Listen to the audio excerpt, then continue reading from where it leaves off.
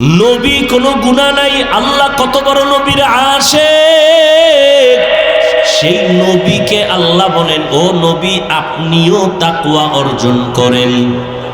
ইয়া আইয়ুহান নাবিয়্যু তাকিল্লাহ ওয়ালা তুতিইল কাফিরিনা ওয়াল মুনাফিকিন। ও নবী আপনি কাফের মুনাফিকের অনুসরণ করবেন না, আল্লাহর ভয় অন্তরে জমা করেন। আল্লাহ বলেন তাকওয়া অন্তরে জমা করো। এটা গর্ব থেকে নিয়ে আসো নাই, অন্যের থেকে অন্তরে ঢুকাইতে হবে। কার থেকে ঢুকাইবা? তাকওয়া অন্তরে ঢুকানোর ঠিকানা দুইটা, এক হলো রমজানের রোজা, আর একটা হলো খাঁটি আল্লাহর বান্দা যারা মুত্তাকি, তাদের কলব হলো তাকওয়ার গোডাউন। রমজানের রোজার মাধ্যমে অন্তরে তাকওয়া অর্জন করো। খাঁটি আল্লাহ ওয়ালাদের সোহবত আর নেক নজরের দ্বারা অন্তরে তাকওয়া ঢুকাও। যতদিন পর্যন্ত অন্তরে আল্লাহর ভয় না আসবে, ততদিন পর্যন্ত আমি হাফিজুর রহমান কেন, মক্কা মদিনার ইমাম কেন, আমার আল্লাহর নবীও যদি বয়ান করে কপালে কালেমা জুটে না। জাহান্নামের ভয় অন্তরে নাই, এজন্য নবীর মতো ব্যক্তির বয়ান শুনিয়া আবু জাহাল কালেমা পড়ে না। আর যখন জাহান্নামের ভয় অন্তরে ঢুকলো, তখন ওমরের মতো বান্দা নবীকে জবাই করতে গিয়াও কালেমা পড়ে ফেলে। আল্লাহর ভয় অন্তরে জমা করার মানে জাহান্নামের আযাবের ভয়। আল্লাহর ভয় অন্তরে জমা করো। আল্লাহ ওয়ালাদের নেক নজর। লিকুল্লি শাইইন মা'দিনুন মা'দিনুত তাকওয়া কুলুবুল আরিফিন। প্রত্যেকটা ভালো জিনিসের একটা গোডাউন আছে, তাকওয়া অর্জন করার গোডাউন হলো আল্লাহ ওয়ালা যারা ওলিয়া উলিয়া আহলুল্লাহ, উলামায়ে আহলে হক যারা, এদের অন্তর হলো তাকওয়ার গোডাউন। দ্বিতীয় কথা আল্লাহ বলেন, ওয়ালা তামুতুন্না ইল্লা ওয়া আনতুম মুসলিমুন। মুসলমান না হইয়া তোমরা কবরে আসবা না। কথাটা বেঈমানকে বললে হইতো, এই বেঈমানেরা মুসলমান হইয়া মরবি, কিন্তু কথাটা বলছেন মুমিনেরে, ও মুমিনেরা মুসলমান হইয়া কবরে আসো। মুমিন তো মুসলমান, এখানে আমরা সবাই যেমন মুমিন তেমনই তো মুসলমান, কিন্তু আল্লাহ আলাদা করে কেন বললেন ও মুমিন মুসলমান হইয়া কবরে আসো? আসলে মুমিন হওয়া, মুসলমান হওয়াটা বড় কঠিন। আল্লাহ পাক রব্বুল আলামিন বলেন, আমি চাই তোমাকে বিনা হিসাবে জান্নাত দিব, আর বিনা হিসাবে যদি জান্নাত পেতে হয় মুসলমান হইয়া কবরে আসতে হবে। মুসলমান কাকে বলে? বলে যেই ব্যক্তি বিনয়ের সাথে আল্লাহর আনুগত্য করে তাকে বলে মুসলিম। বহু বচন মুসলমান, আনুগত্য করার নাম হলো ইসলাম। বিনয়ের সাথে আনুগত্য করবে, অর্থাৎ ওই বান্দার আমলনামায় কোনো গুনাহ থাকবে না। পবিত্র অন্তর যার থাকবে সে বিনা হিসাবে জান্নাতি। বলে পবিত্র অন্তর কেমনে তৈরি করবা? তো গুনাহ তো জীবনে হয়ে গেল, আর ছিলাম দুনিয়াতে বড় পবিত্র। আল্লাহর নবী বলেন, সব সন্তানেরা পবিত্র আত্মা নিয়ে জমিনে আসে। এই সন্তান আস্তে আস্তে গুনার কারণে তার আত্মা অপবিত্র হয়। গুনার কারণে হাত না পাক, গুনার কারণে জবানটা না পাক, গুনার কারণে চোখ না পাক, গুনার কারণে আমার অন্তর না পাক। এই গুনার থেকে বাঁচিয়া বান্দা অন্তরকে পরিশুদ্ধ করো। সামনের জীবনে আরো গুনাহ হতে পারে, সেখান থেকেও বাঁচো। পেছনে যা হইয়াই গেল, এখান থেকে বাঁচার একমাত্র ব্যবস্থা হলো তওবা, ইস্তেগফার।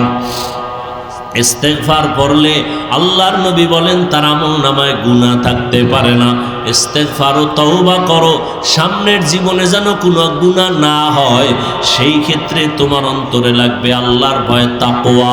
তাকওয়া যদি অন্তরে জমা করতে পারো, তাহলে তুমি গুনাহ থেকে বাঁচবা। তাকওয়া জমা করার জন্য লাগবে খাঁটি আল্লাহওয়ালাদের নেক নজর। বলে কতক্ষণ? বলে গুনাহ থেকে মুক্ত হতে পারবা না যতক্ষণ। এজন্য আল্লাহওয়ালাদের নেক নজর লাগলেই বান্দার পরিবর্তন শুরু হয়ে যায়। কারণ আল্লাহ তাদের স্পেশাল পাওয়ার দান করেন, যেই পাওয়ারটা সাধারণ মানুষকে আল্লাহ দান করেন না।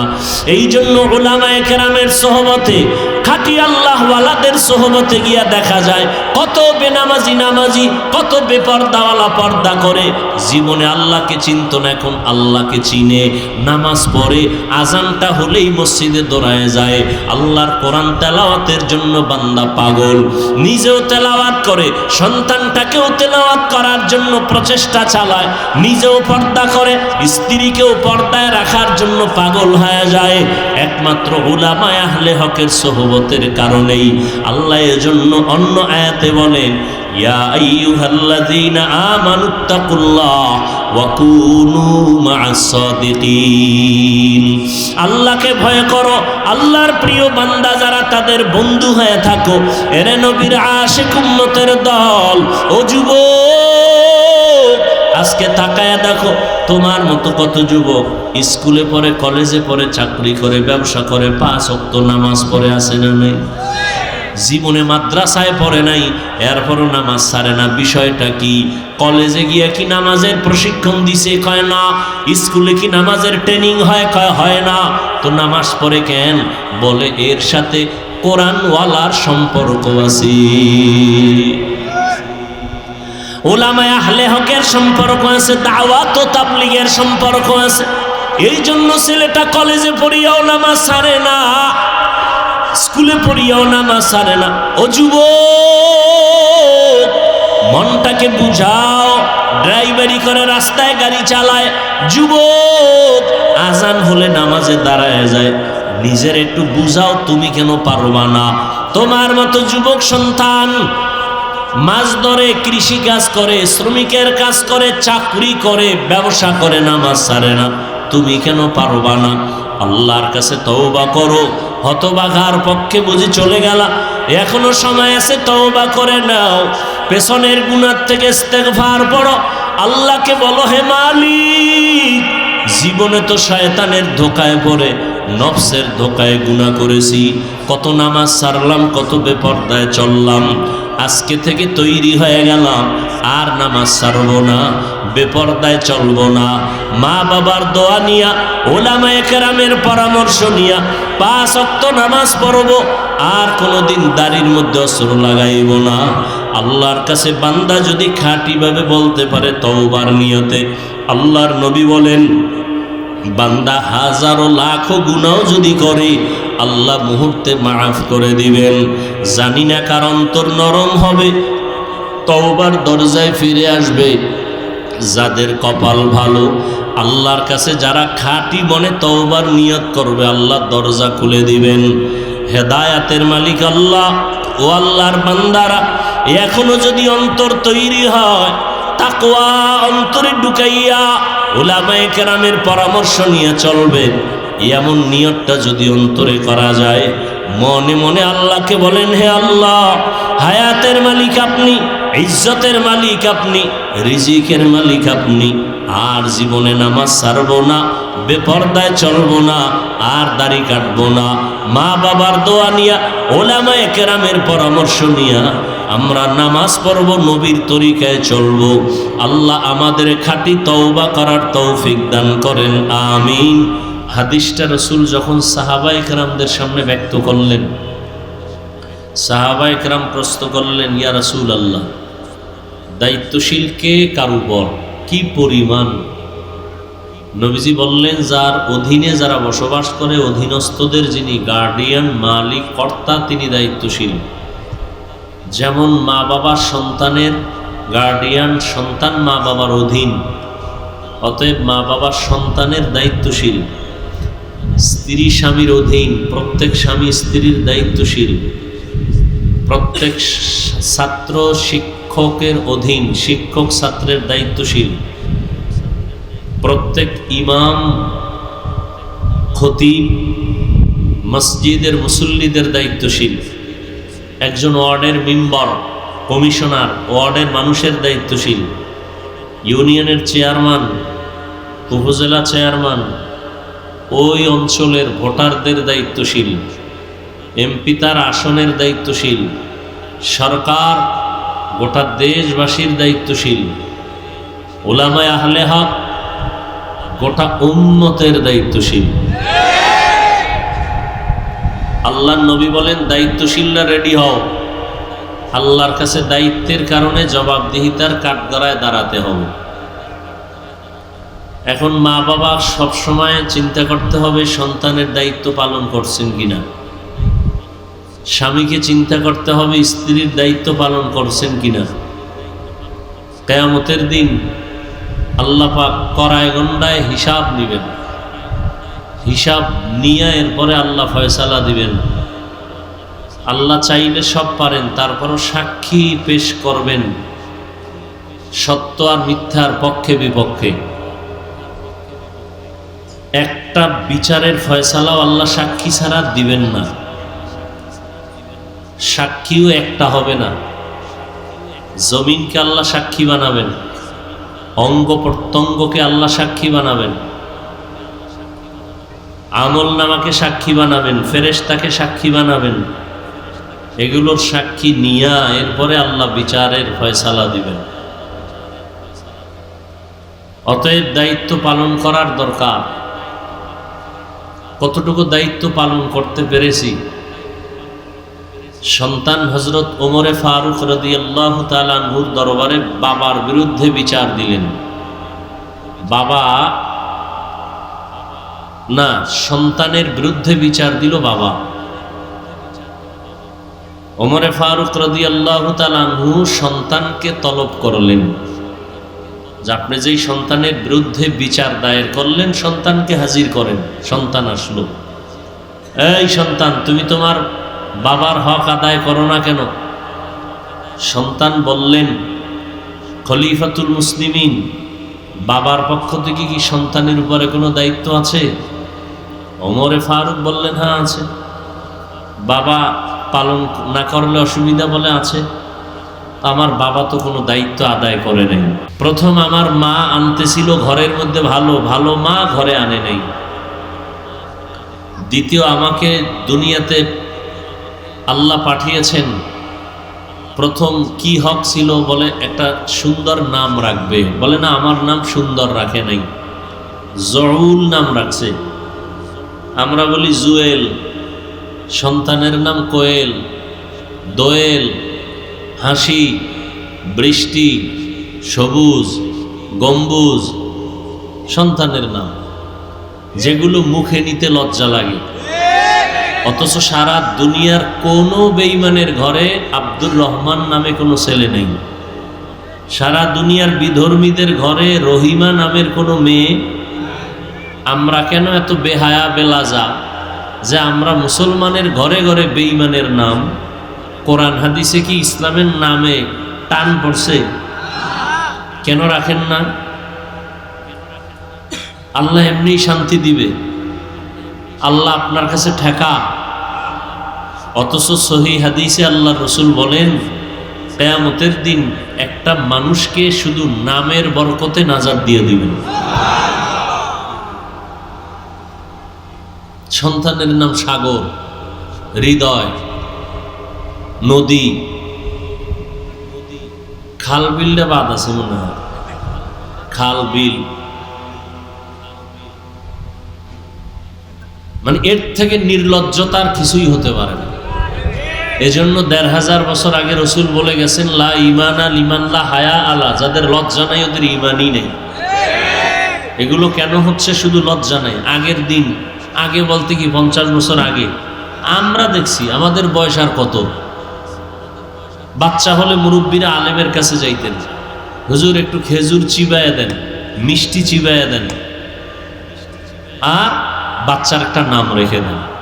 আর হুজুর টুজুর লাগে না, মোবাইল খুইলা গুগলে ঢুকছে, হ্যাঁ গিয়ে নাম দেখে সন্তানের নাম আছে, সব লাইন দেওয়া, সবুজ, পুতুল, হ্যাঁ সেন্টু, আরো কত কিছু আছে, ব্যাস ওগুলো রেখে দিছে। আর কেউ কেউ চালাক আছে, ওরা ভালো একটা নাম রাখে ঠিক, কিন্তু ওটা ডাকে না। সন্তানের নাম বিপদ, বিপদ সন্তানের নাম বিপদ। একজন হইনাকে আমার তো মহা বিপদ।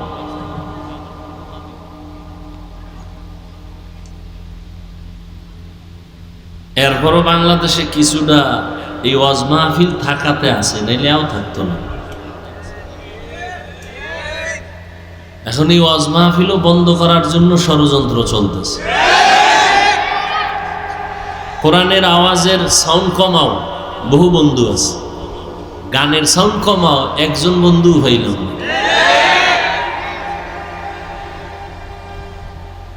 এই জন্য কাকে আপনি দোষ দিবেন? সব আওয়ামদের উপরে দোষটা চাপাই দিলে হবে না, নিজের ঘাড়েও কিছু দোষ নেওয়া দরকার, নিজের ঘাড়েও। আল্লাহ আমাদের সব ভাইকে হেদায়াত দান করুন। মা বাবার দায়িত্ব সন্তানের উপর। প্রথম একটা নাম রাখবে। قال النبي صلى الله عليه وآله وسلم من ولد له ولد فليحسن اسمه وأدبه فإذا بلغ فليزوج فإن بلغ ولم يزوج فأصاب اسما فإنما اسمه على أبيه أو كما قال النبي عليه الصلاة والسلام। পয়গম্বর বলেন, ও সন্তানের মা বাবা, জমিনের মধ্যে সন্তান ভূমিষ্ঠ যদি হয়, ভালো একটা নাম রাখো। 7 দিনের দিন তার চুল ফালাও। সমর্থবান যদি হও, আকিকাটা দাও। সুন্দর একটা নাম রাখো, আদব শিক্ষা দাও। দুনিয়াতে আদবের শিক্ষা শ্রেষ্ঠ শিক্ষক রহমতুল লিল আলামিন। নবীর শিক্ষা ছাড়া আর কোনো আদবের শিক্ষা, সবগুলো বেয়াদবি, সবগুলো বেয়াদবি। জন্ম নিছে মুসলমানের ঘরে, বাবা মুসলমান, মা মুসলমান, ছেলের নাম আব্দুর রহমান। শিক্ষকের সাথে বেয়াদবি করে কেন? বলে মুসলমানের ঘরে জন্ম নিছে ঠিক, কিন্তু শিক্ষাটা মুসলমানি কায়দায় পায় নাই, মোহাম্মদের শিক্ষা পায় নাই। সালামটা দিতে পারে না, আইএ পাস, বিএ পাস, দুনিয়ার সব পাস, দুনিয়ার সব পারে। আসসালামু আলাইকুম এই দুইটা শব্দ শুদ্ধ করে পারে না।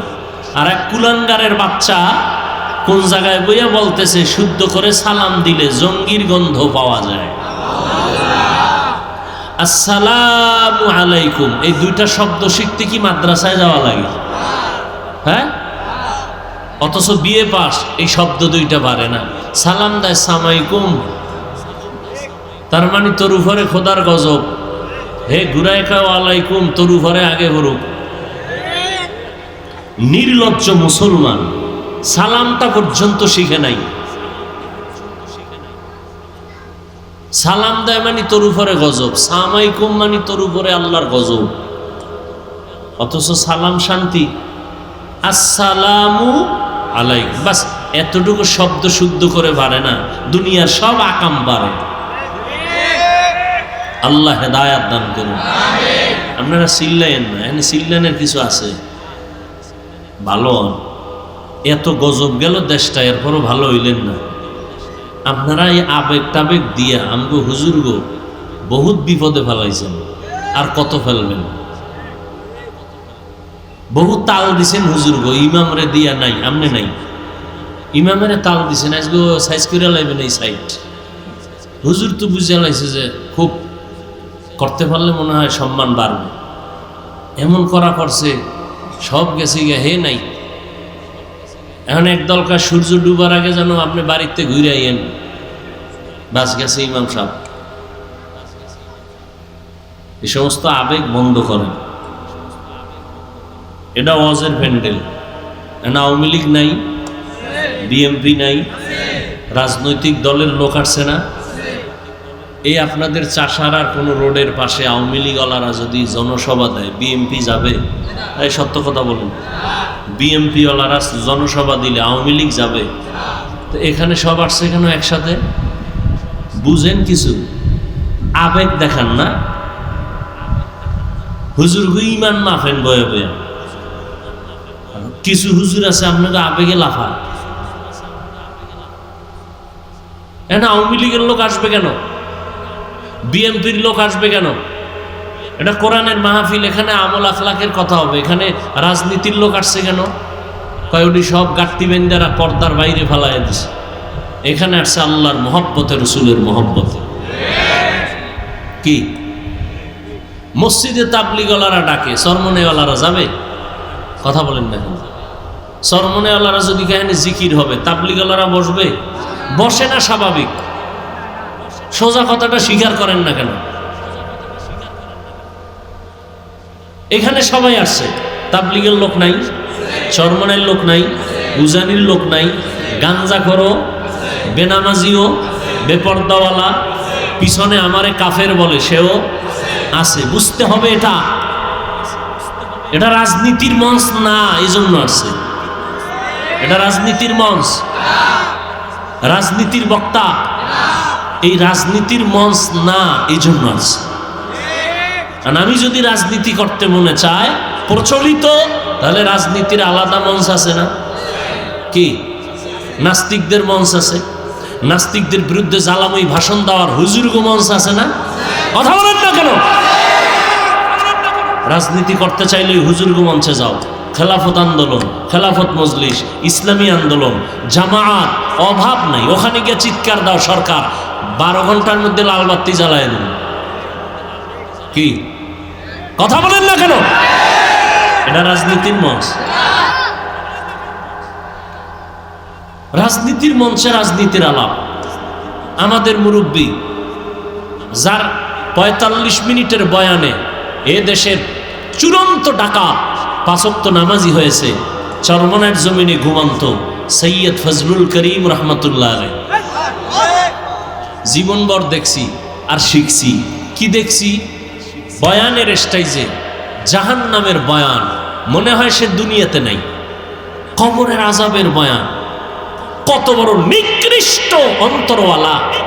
আমরা খালি কবরের ওয়াজ করি কেন? আমরা কেন জাহান্নামের রস করি? তো কি রস করবো? আল্লাহ করলে আমি করবো না কেন? কি আজীব ব্যাপার! আমার রসুলের যুগে আলাদা কোনো রাজনৈতিক পার্লামেন্ট ছিল না। যেখানে ইমামতি করতেন ওটাই ছিল রাষ্ট্র পরিচালনার মঞ্চ। মসজিদেই ইমামত, মসজিদের মাধ্যমেই খেলাফত। কথা বুঝেন নাই? আর এখন মঞ্চ আলাদা হয়ে গেছে না? আজকে যদি বলি আমি আজকে এখানে রাজনৈতিক বয়ান করব, চরমনের হুজুর আসবে, অমুক আসবে, তাহলে এখানে সবাইকে আসবে? বলেন, সত্য কথাটা বলেন, আসবে? সহজ কথাটা কেন বুঝেন না?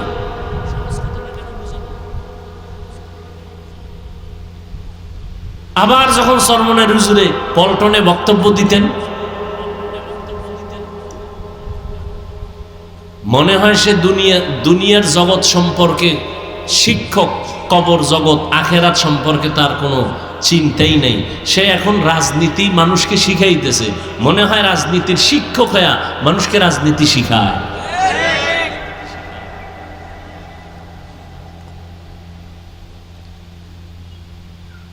থানায় আসামি ধরে নিয়ে পুলিশে পিটাচ্ছে, কোনো কাম দেয় না, হুদা চিৎকার দেয়, চোখে পানি নেই।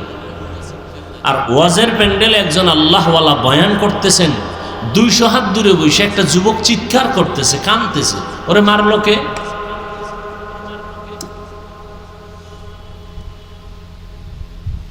লা ইকরাহা ফিদ্দীন, ধর্ম নিয়ে কোনো জোর জবরদস্তি করা জায়েজ নেই। কানে ধরে কাউকে রোজা রাখানো যাবে না, রাখাইলে সওয়াব হবে না। তাহলে এই লোকগুলোরে কি করা যায়? আল্লাহ কয় এদের ওয়াজ করো, ওয়াজ। কেমনে ওয়াজ করবা? কয় মাঝে মাঝে কিয়ামতের ঘটনা কও, জাহান্নামের ভয়ের দেখাও, জান্নাতের সুসংবাদ, নেক আমল করলেই শান্তি। মাঝে মাঝে কিসসা কাহিনী কও। কি কও?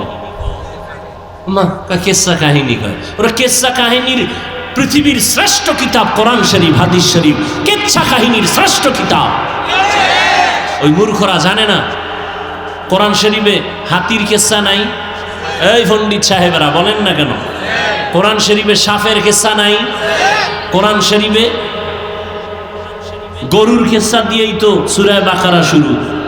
কেচ্ছা কাহিনী কয়, কেচ্ছার গাইড বুক শ্রেষ্ঠ কিতাব কোরআন শরীফ, কেচ্ছা কাহিনীর শ্রেষ্ঠ কিতাব হাদিস শরীফ। পিপিলিকার কেচ্ছা নাই কোরআনে, হাতির কেচ্ছা নাই, বাঘের কেচ্ছা নাই। কি আজীব কথা। মশা মাছির কেচ্ছা আছে না নাই? স্পষ্ট।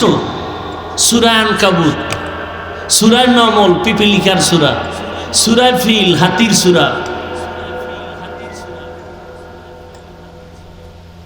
এই সব ভেজালের মূল। আমি তো মাঝে মাঝে কই যেন জলে এক দলে। আমি যে বলি বেঈমান নিয়ে টেনশন নাই, টেনশন হলো ইসলামের ব্যানারওয়ালা মুনাফিক নিয়ে।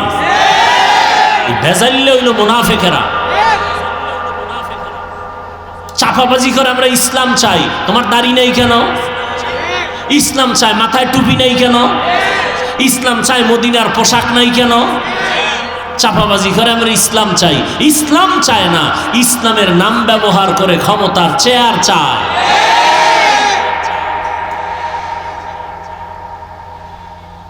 আল্লাহ হেদায়াত দান করুন।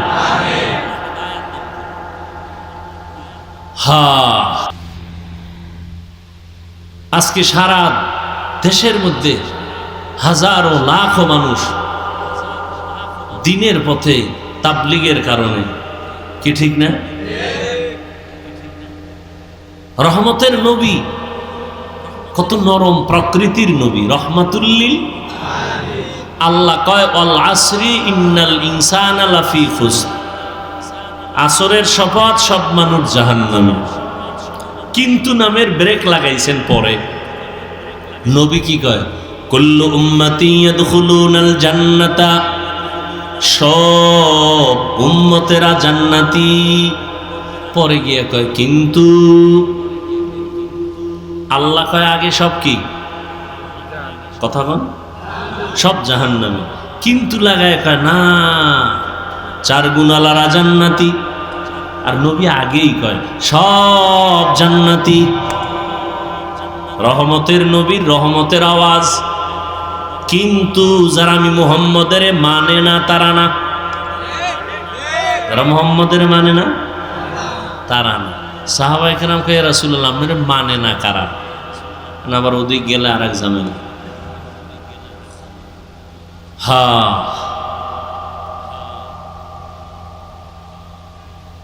আল্লাহ আমাদের হেদায়াত দান করুন। এক যুবক গেছে নবীর গেছে। কোথায়? এই কথাটা সেদিন এক জায়গায় মনে হয় বলছিলাম। নবীজির কাছে গিয়া কয় ইয়া রাসূলুল্লাহ একটা পাপের অনুমতির জন্য হয়েছে। কিসের? বুঝেননি আমার কথা? বুঝেন কিসের অনুমতি? আচ্ছা চিন্তা করেন তো, দোজাহানের সরদার, তার কাছে সাহাবায়ে কেরাম বসা, কষ্টি পাথর সব। এই যুবক গিয়ে আমি একটা পাপ করব, অনুমতি চাই। কি পাপ? কয় জেনা করব। কি করবে? আচ্ছা আমার দ্বারা যদি এরকম কেউ ওই রাস্তায় একজনে ধরছে, কই যাও? কয় হুজুরের দ্বারা। কেন? এই পাপের জন্য অনুমতি। কি পিডাটা তো হয়নি শুরু হয়ে যাবে, তোরা হেনি অনুমতি দিয়ে দিই।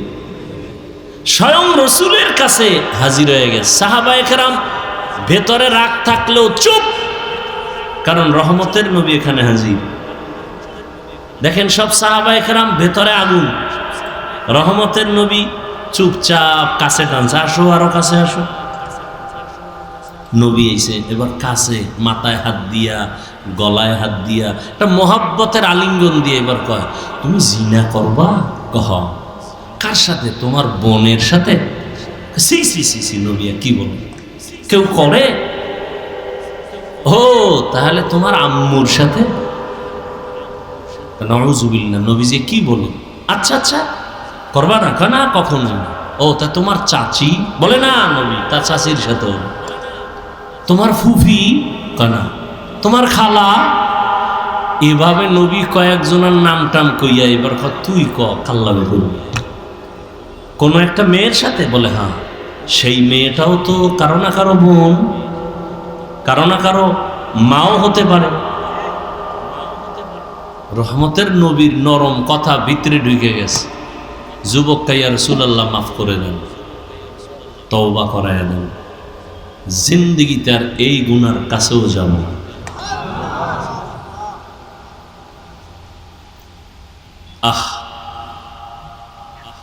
فبما رحمة من الله لنت لهم ولو كنت فظا غليظ القلب لانفضوا من حولك। ও নবী, আপনার অন্তর খুব নরম, যদি কঠোর হইতো তাহলে সব ভেঙে যাইতো, ভেঙে, কিন্তু নরম, এতটাই নরম যে আপনার কথা শুনে দুশ্মনও বন্ধু হয়ে যায়। লা তামুদ্দান্না আইনাইকা ইলা মা মাত্তা'না বিহি আজওয়াজাম মিনহুম ওয়া লা তাহজান আলাইহিম ওয়াখফিজ জানাহাকা লিল মুমিনিন। নবীরে কয়, আপনি মুমিনদের বেলায় ডানা মেইলা বিছায় দেন, ডানা বিছায় দেন, সবাই যেন আইসা জায়গা পায়, হিংসার বিন্দু কোনো যেন আশ না থাকে, ডানা বিছায় দেন মুমিনের জন্য। এই জন্য মাত্র 13 বছর পৃথিবীর নিকৃষ্ট জাতি মক্কার মানুষ, ইতিহাসের পৃষ্ঠায় নিকৃষ্ট মানুষ মক্কার মানুষ, চূড়ান্ত লম্পট আর চরিত্রহীন, এই মানুষগুলোকে মাত্র 13 বছরে এতটাই দামি বানাইলেন যে আল্লাহ লিস্টি দিয়া জিব্রাইলকে কয়, রসুলকে বলো এই লিস্টিতে যাদের নাম আছে এরা বিনা হিসাবে জান্নাতি। কয় বছরের ব্যবধান? মাত্র 13 বছর। রহমতের নবীর আদর্শ আচরণ, জীবনে কোনোদিন গালি দেন নাই, হাজারো গালি শুনছেন, কোনোদিন জবাব দেন নাই, চোখ তুলে কোনোদিন কারো সাথে গরম চোখে তাকান নাই। ইনি হলেন রহমতের নবী। মাত্র 13 বছরে পুরা মক্কা নগরী ফুলের বাগান হয়ে গেল। আবু বকরের মতো বান্দা, ওমরের মতো বান্দা, ওমর রসুলের সোয়া পাইয়ে এতটা দামি যে এখন কেমন দামি যে শয়তান ওমরের ভয় পায়। আল্লাহর সামনে চ্যালেঞ্জ দিল যেই শয়তান, সেই শয়তান ওমরের ভয় পায়। টের পাইছে আইতেছে দৌড়।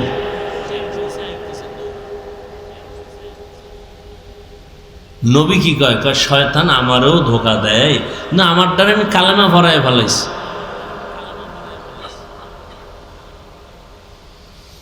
হায় হায়, ইয়া আইয়ুহাল্লাযীনা আমানুত্তাকুল্লাহা হাক্কা তুকাতিহি ওয়া লা তামুতুন্না ইল্লা ওয়া আনতুম মুসলিমুন। আমি মাঝে মাঝে মিডিয়া একসময় পুরো বন্ধ করে দিছি, আবার এই 1 সপ্তাহ ধরে ভাবতেছি আবার সব বন্ধ করে দেবো কিনা, চিন্তায় আছি, বড় টেনশনে আছি। আমার এটি দরকার না, ওরা যদি একটু কইরা উম্মতের ফায়দা হয়তো করবে, তো ওদের করতে গিয়ে যদি আলেমদের বদনাম হয় তাহলে এই সুযোগটা আমরা হুঁশ থাকতে দিতে পারি না। আলেমের সম্মান যাতে ঠিক থাকে সেই ক্ষেত্রে ওই কন্টেন্ট বানাইয়া কোনো বক্তব্য পেশ করা, জাতির সামনে বয়ান করি 1 ঘন্টা 1.5 ঘন্টা, পুরাটা না চাইরা 5 মিনিট, এগুলোর দ্বারা আলেমদের এ পর্যন্ত বেশি ভালো হয় না, ক্ষতি ছাড়া। এগুলো যদি দেখি আবার ওরা শুরু করে তাই আমি বন্ধ করে দেব, দরকার নেই। সম্মান দেওয়ার মালিককে, ইজ্জতের মালিককে। এই জন্য চিন্তায় আছি আবারও কি বন্ধ করবো কিনা। আমি বলে দিছি সবগুলোর যে পুরো বয়ান ছাড়ো, যে কোনো আলেমের বয়ান শুরু থেকে শেষ পর্যন্ত ছাড়ো। আরে বেটা, রিজিক দেওয়ার মালিক কে? তুই যদি কও আমার 5 লাখ টাকা কামাই করলে আমি শান্তিতে থাকতে পারবো, কোটিপতিরা সব শান্তিতে থাকতো না? একজনও শান্তিতে আছে না। শান্তি তো আল্লাহর হাতে, টাকার হাতে না। টাকার হাতে হইলে তো আমাদের যারা হুজুরেরা 5-10 হাজার টাকায় কাজ করে মাদ্রাসায়, এরা তো সব না খায় মরত। মূল শান্তি তো আল্লাহর কাছে। আল্লাহ শান্তি দিলে 5 টাকায়ও দিতে পারেন, আর শান্তি না থাকলে কোটি টাকায়ও থাকে না। এই জিনিসটা অন্তরে ঢুকাও। বয়ান শুনো না, বয়ে বয়ে আলেমদের বয়ান শুনো, নিজেও বয়ান শুনো, তওবা করো। খানা যে জিনিসের মধ্যে দাও টাকাটা নিয়ে নিজের পেটে ঢুকাও, মাইয়া ফলারে খাওয়াবা, মায়েরে খাওয়াবা, হালাল করে খাওয়াও, কোনো আলেমের বরদোয়া নিও না। খবরদার, বরদোয়া মোনাজাত দিয়ে করা লাগে না, দিল থেকে বরদোয়া চলে আসে। আর মানুষের বরদোয়া মন মারাত্মক। এ আমার বয়ান সহ কোন ওলামায়ে কেরামের বয়ান কাট করে আলাদা আলাদা বয়ান করছি আমি, কোনো একটা বিষয়ে কথা বলছি, সেখানে আমার সাথে এক মহিলার ছবি বা কোনো এমপির ছবি, এমপি মহিলা হোক বা কোনো লাইনের, এই ছবিটারে অ্যাড করে একসাথে দিয়া, এগুলো সারা, এগুলো কবিরা গুনাহ না? এটা সওয়াব না গুনাহ? কেন করো তোমরা এই গুনার কাজ? দেখো, হালাল পটটাকে তোমাদের চালাকির কারণে হারাম হয়ে যাইতেছে।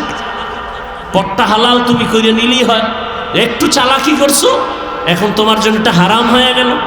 আর এই হারাম টাকা তোমার মাইয়া বলারে খাওয়াও, তোমার লজ্জা করে না? মানুষের কি বয়ান করো? হালাল রাস্তাটাকে তুমি চালাকি করে হারাম বানাইতেছো। তোমার মধ্যে জাহান্নামের ভয় নাই, মরণের ভয় নাই। তুমি চিন্তা করবা যে আমি সওয়াবের নিয়তে করি, উম্মত আলেমদের বয়ান শুনবে, দিনের পথে আসবে। এতে যদি 5 টাকা হয়, ওই 5 টাকা আল্লাহ 5 লাখ টাকার বরকত দিবে। এই বিশ্বাস নিয়ে কাজ করো। এ অনেকের দাড়ি নেই, ওই সামনে থেকে এই চিন্তাই সব চিন্তা করে এই চিন্তা করতে বাদ দিয়ে দিন, সব নামাজ ঠিক মতো পড়ে না। আমি তো একটা কিছু লাইন করছিলাম, যে হেডিও আমার কথা শুনি না, সব বাদ দিয়ে দিন।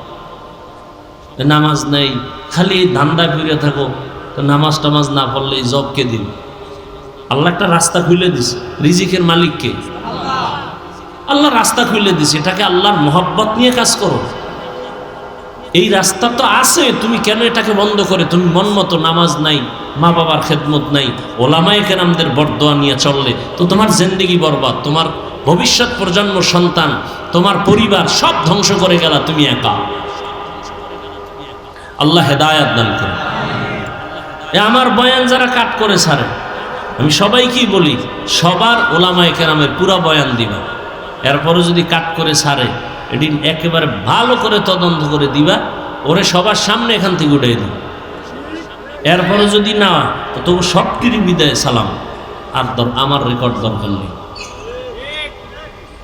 এমনি ভয় লাগতেছে, বাংলাদেশে ওয়াজমজ থাকবে না, ওই বিদেশে গেলে এরকম এই ছোট্ট হল রুমে, তাও মাইক ওই বক্স দিয়ে ওয়াজ করে। আমগো কারণে, এই ফাইজলামির কারণে, চালাকির কারণে এই ওয়াজ বন্ধ হয়ে যায়। এজন্য সরকার দায়ী না, বেঈমান দায়ী না, মুনাফিকেরা দায়ী, মুনাফিক দায়ী।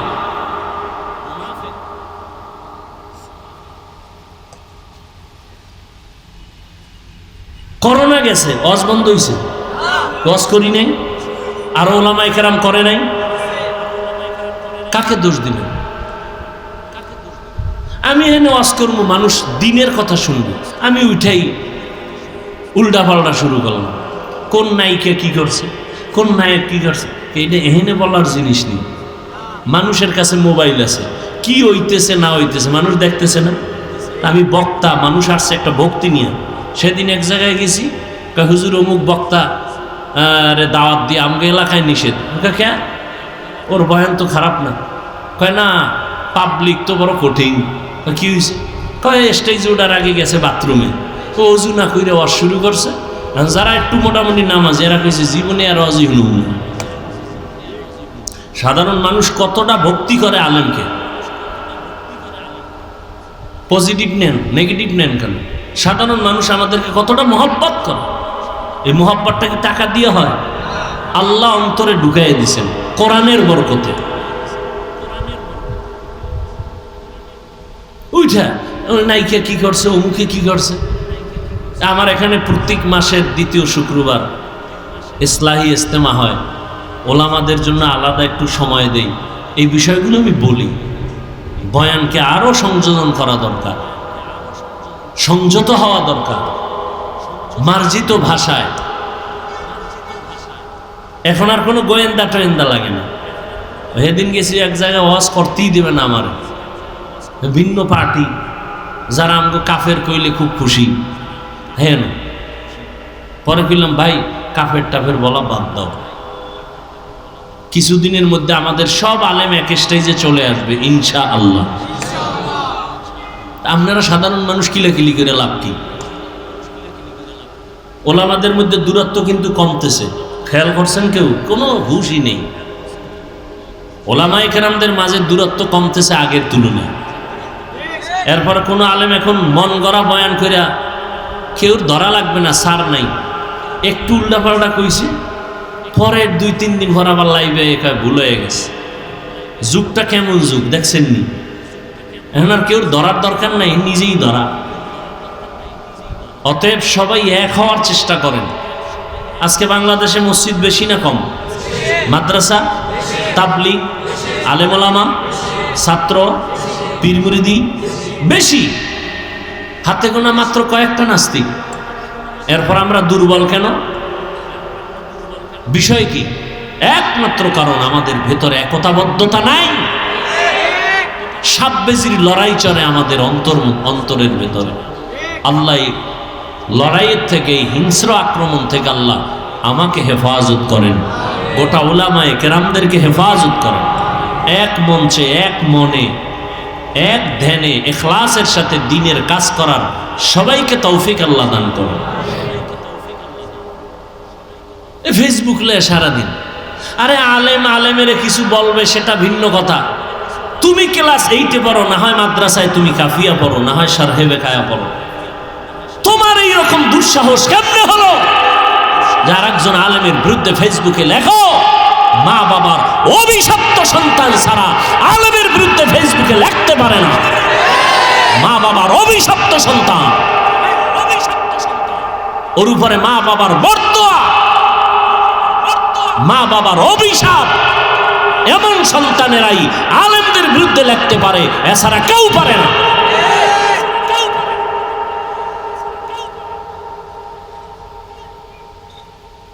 আল্লাহ হেদায়াত দান করুন। আল্লাহ আমাকে হেদায়াত দান করুন, আপনাদেরকেও হেদায়াত দান করুন। আল্লাহ পাক মুমিনকে বললেন, ও মুমিন, আমি আল্লাহ তোমাদেরকে বিনা হিসাবে জান্নাত দিতে চাই। আমরা চাইনি? হিসাব দিয়া না হিসাব ছাড়া? আল্লাহ বলেন তাহলে কাজ করা লাগবে 2টা। 1 নাম্বার, আমাকে ভয় করো। ভয় করার মতো বলে কেমনে? হক আদায় করে। এই আয়াত যখন অবতীর্ণ হয়, সাহাবায়ে কেরাম বেকারার হয়ে গেলেন। ইয়া রাসূলুল্লাহ, আল্লাহ কত বড়, তার হক আমরা বান্দা কিভাবে আদায় করব? এটা অসম্ভব। নবীও চিন্তায় পড়ে গেলেন। আল্লাহ রাব্বুল আলামিন জিব্রাইলকে পাঠাইলেন আয়াত নিয়ে। ও জিব্রাইল, নবীকে সান্ত্বনার বাণী শুনাইয়া দাও। ইত্তাকিল্লাহা মাস্তাতা'তুম, আল্লাহকে ভয় করো সাধ্য মতো। হক আদায় করে ভয় করার প্রয়োজন নাই, সাধ্য মতো আল্লাহকে ভয় করো।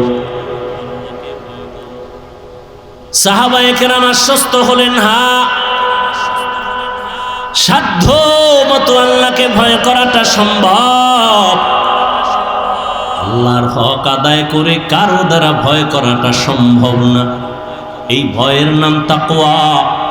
যিনি আল্লাহকে ভয় করবেন তার নাম মুত্তাকি। ভয়টা থাকার জায়গার নাম হলো অন্তর। তবে এটা চিরসত্য, তাকওয়া জন্মগতভাবে কেউ নিয়ে আসেন, এটা অর্জন করতে হয়।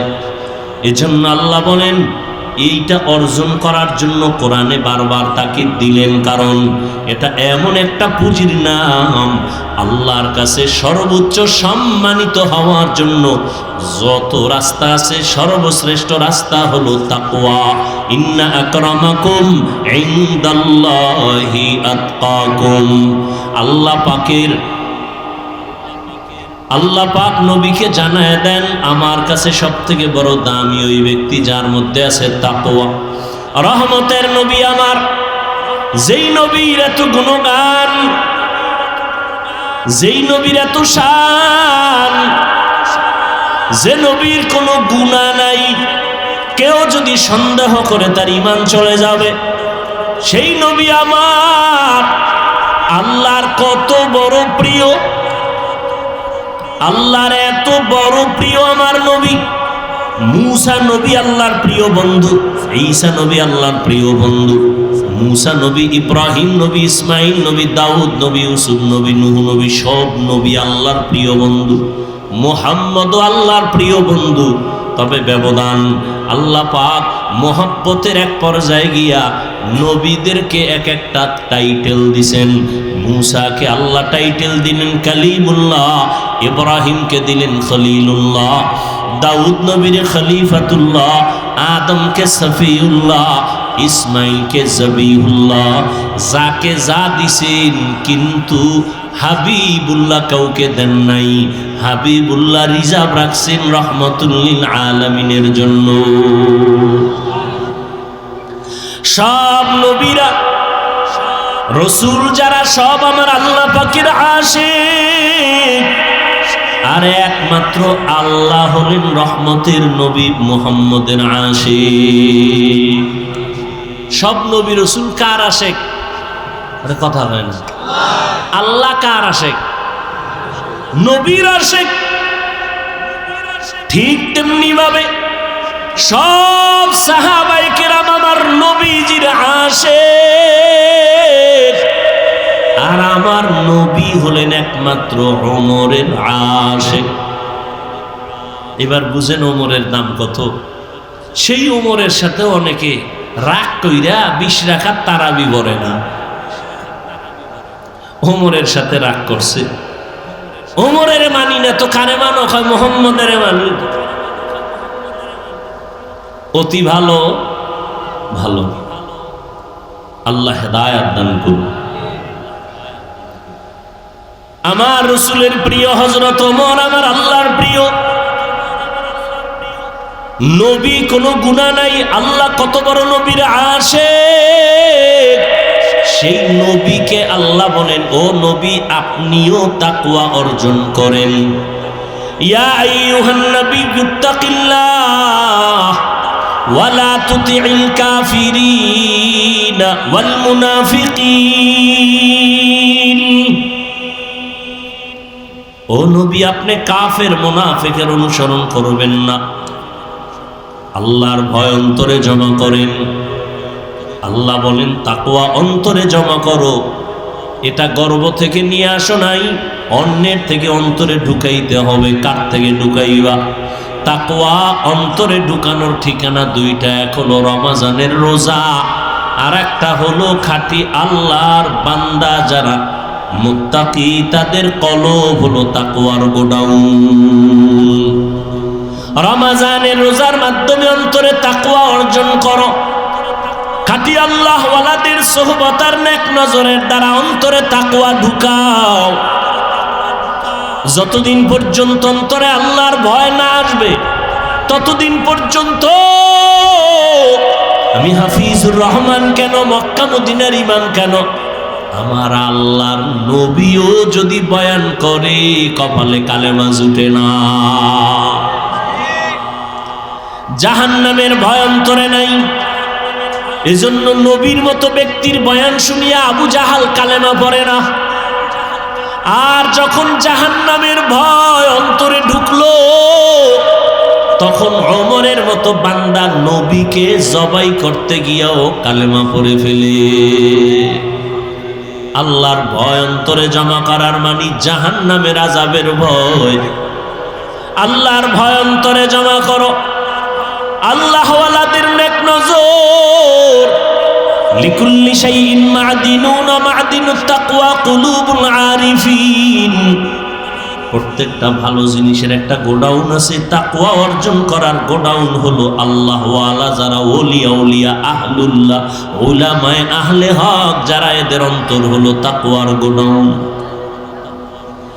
দ্বিতীয় কথা আল্লাহ বলেন, ওয়ালা তামুতুন্না ইল্লা ওয়া আনতুম মুসলিমুন। মুসলমান না হইয়া তোমরা কবরে আসবা না। কথাটা বেঈমানকে বললে হইতো এই বেঈমানেরা মুসলমান হইয়া মরবি, কিন্তু কথাটা বলছেন মুমিনেরে, ও মুমিনেরা মুসলমান হইয়া কবরে আসো। মুমিন তো মুসলমান, এখানে আমরা সবাই যেমন মুমিন তেমনই তো মুসলমান, কিন্তু আল্লাহ আলাদা করে কেন বললেন ও মুমিন মুসলমান হইয়া কবরে আসো? আসলে মুমিন হওয়া, মুসলমান হওয়াটা বড় কঠিন। আল্লাহ পাক রব্বুল আলামিন বলেন আমি চাই তোমাকে বিনা হিসাবে জান্নাত দিব, আর বিনা হিসাবে যদি জান্নাত পেতে হয় মুসলমান হইয়া কবরে আসতে হবে। মুসলমান কাকে বলে? বলে যেই ব্যক্তি বিনয়ের সাথে আল্লাহর আনুগত্য করে তাকে বলে মুসলিম, বহু বচন মুসলমান। আনুগত্য করার নাম হলো ইসলাম। বিনয়ের সাথে আনুগত্য করবে অর্থাৎ ওই বান্দার আমল নামায় কোনো গুনাহ থাকবে না, পবিত্র অন্তর যার থাকবে সে বিনা হিসাবে জান্নাতি। বলে পবিত্র অন্তর কেমনে তৈরি করবা? তো গুনাহ তো জীবনে হয়ে গেল, আর ছিলাম দুনিয়াতে বড় পবিত্র।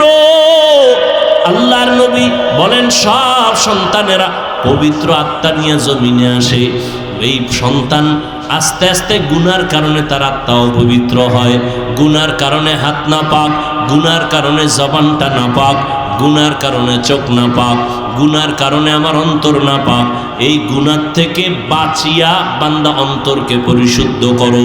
সামনের জীবনে আরো গুনাহ হতে পারে, সেখান থেকেও বাঁচো। পেছনে যা হইয়াই গেল, এখান থেকে বাঁচার একমাত্র ব্যবস্থা হলো তওবা, ইস্তেগফার। ইস্তেগফার পড়লে আল্লাহর নবী বলেন তার আমল নামায় গুনাহ থাকতে পারে না। ইস্তেগফার ও তওবা করো, সামনের জীবনে যেন কোনো গুনাহ না হয়। সেই ক্ষেত্রে তোমার অন্তরে লাগবে আল্লাহর ভয়, তাকওয়া।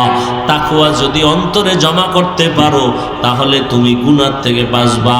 তাকওয়া জমা করার জন্য লাগবে খাঁটি আল্লাহওয়ালাদের নেক নজর। বলে কতক্ষণ? বলে গুনাহ থেকে মুক্ত হতে পারবা না যতক্ষণ। এজন্য আল্লাহওয়ালাদের নেক নজর লাগলেই বান্দার পরিবর্তন শুরু হয়ে যায়। কারণ আল্লাহ তাদের স্পেশাল পাওয়ার দান করেন, যেই পাওয়ারটা সাধারণ মানুষকে আল্লাহ দান করেন না। এই জন্য উলামায়ে কেরামের সোহবতে, খাঁটি আল্লাহওয়ালাদের সোহবতে গিয়া দেখা যায় কত বেনামাজি নামাজি, কত বেপর্দাওয়ালা পর্দা করে, জীবনে আল্লাহকে চিনত না, এখন আল্লাহকে চিনে, নামাজ পড়ে, আজানটা হলেই মসজিদে দৌড়ায় যায়। আল্লাহর কোরআন তেলাওয়াতের জন্য বান্দা পাগল, নিজেও তেলাওয়াত করে, সন্তানটাকেও তেলাওয়াত করার জন্য প্রচেষ্টা চালায়, নিজেও পর্দা করে, স্ত্রীকেও পর্দায় রাখার জন্য পাগল হয়ে যায়, একমাত্র উলামায়ে আহলে হকের সোহবতের কারণেই। আল্লাহ এজন্য অন্য আয়াতে বলেন ইয়া আইয়ুহাল্লাযীনা আমানুত্তাকুল্লাহ ওয়া কুনু মা'আস সাদিকিন। আল্লাহকে ভয় করো, আল্লাহর প্রিয় বান্দা যারা তাদের বন্ধু হয়ে থাকো। এরে নবীর আশিক উম্মতের দল, ও যুবক আজকে তাকায়া দেখো তোমার মতো কত যুবক স্কুলে পড়ে, কলেজে পড়ে, চাকরি করে, ব্যবসা করে, 5 ওয়াক্ত নামাজ পড়ে, আছে না নেই? জীবনে মাদ্রাসায় পড়ে নাই, এরপরও নামাজ ছাড়ে না। বিষয়টা কি? কলেজে গিয়া কি নামাজের প্রশিক্ষণ দিছে? কয় না। স্কুলে কি নামাজের ট্রেনিং হয়? কয় হয় না। তো নামাজ পড়ে কেন? বলে এর সাথে কোরআনওয়ালার সম্পর্ক আছে, উলামায়ে আহলে হকের সম্পর্ক আছে, দাওয়াত ও তাবলীগের সম্পর্ক আছে। এই জন্য ছেলেটা কলেজে পড়িয়াও নামাজ ছাড়ে না, স্কুলে পড়িয়াও নামাজ ছাড়ে না।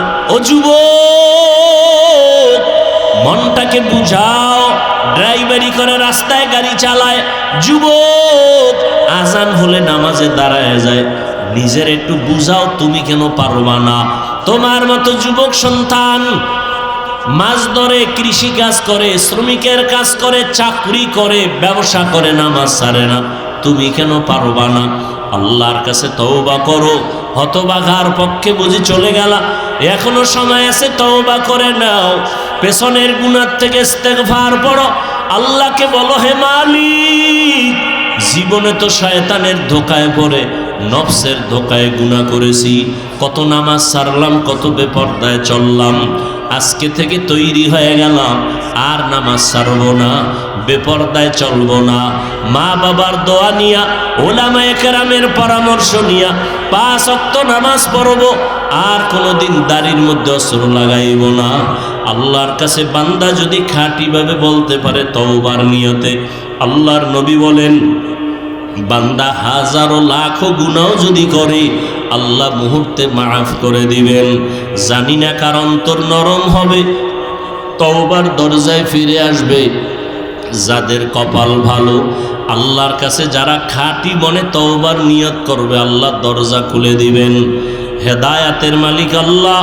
ও আল্লাহর বান্দারা, এখনো যদি অন্তর তৈরি হয়, তাকওয়া অন্তরে ঢুকাইয়া উলামায়ে কেরামের পরামর্শ নিয়ে চলবে, এমন নিয়তটা যদি অন্তরে করা যায়, মনে মনে আল্লাহকে বলেন, হে আল্লাহ, হায়াতের মালিক আপনি, ইজ্জতের মালিক আপনি, রিজিকের মালিক আপনি। আর জীবনে নামাজ ছাড়ব না, বেপরদায় চলব না, আর দাড়ি কাটব না। মা বাবার দোয়া নিয়া, ওলামায়ে কেরামের পরামর্শ নিয়া আমরা নামাজ পড়ব, নবীর তরিকায় চলব। আল্লাহ আমাদের খাঁটি তওবা করার তৌফিক দান করেন, আমিন।